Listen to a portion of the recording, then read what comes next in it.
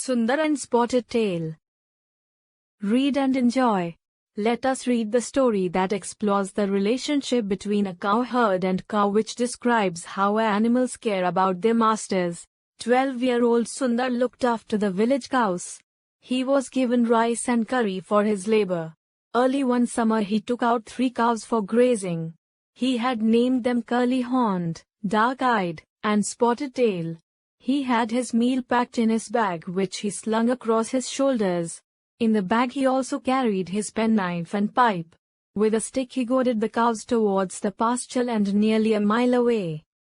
The pasture land was a vast area overgrown with a variety of trees and bushes. At the time we are talking of, there had been a drought, everything had dried up and there was little for the cattle, just a few leaves to nibble at. It was not often Sundar was asked to take out the cattle. If it rained, the cattle stayed in their sheds. If the harvest was good, there was no need for his services because the cattle could feed themselves on the paddy stubble. It was only during the summer months there was very little for the cattle that Sundar was asked to take them out to pasture. This was seldom for more than a fortnight. But in these 2 weeks he really got attached to the cattle. Alongside the grazing ground was a lush forest full of trees of all varieties which gave shelter to all kinds of animals: jackals, monkeys, porcupines, hares, wild pigs and deer. Occasionally, even elephants could be seen. But the forest was a government preserve and no grazing was allowed there. That morning Sundar allowed the cows to go into the forbidden territory. He perched himself on a cashew tree and helped himself to a few kernels. He imitated bird calls and made flower wreaths for the cows.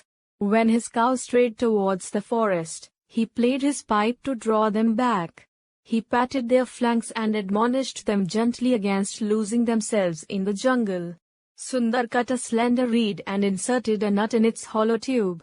When he blew into one end, the nut shot out like a bullet from a gun. He used it against lizards and squirrels. He clambered over trees, peering into bird nests and made leaf caps by pinning them with thorns. Sometimes he would dance the Garuda dance he had seen at the temple festival. A stream ran between the pasture land and the forest. There was little water in it, not enough to bathe the cattle and barely enough for them to slake their thirst and him to wash down his meal of rice and tapioca stew. In the afternoon the cow lay in the shade chewing the cud while Sundar reclined in the shadow of a rock. A monkey came near and he shot a pebble through his reed gun and frightened it away. He felt very drowsy, so he stretched himself out on a carpet of leaves and made up for the sleep he had lost at night. Sundar's deep slumber was broken by a pack of jackals howling near him. He woke up with a start. Night had fallen and it was pitch dark. He could not see his 3 cows. Probably the jackals had frightened them away, or had they been dismembered by the jackals? Had the jackals bitten off their ears and udders and left them to die? Jackals often had rabies. Dogs bitten by jackals became mad. The same must be true of cows. It was said that anyone who touched a mad cow became mad too. Or had they run into the forest and been devoured by a tiger? How would he face his elders? Would the jackals attack him?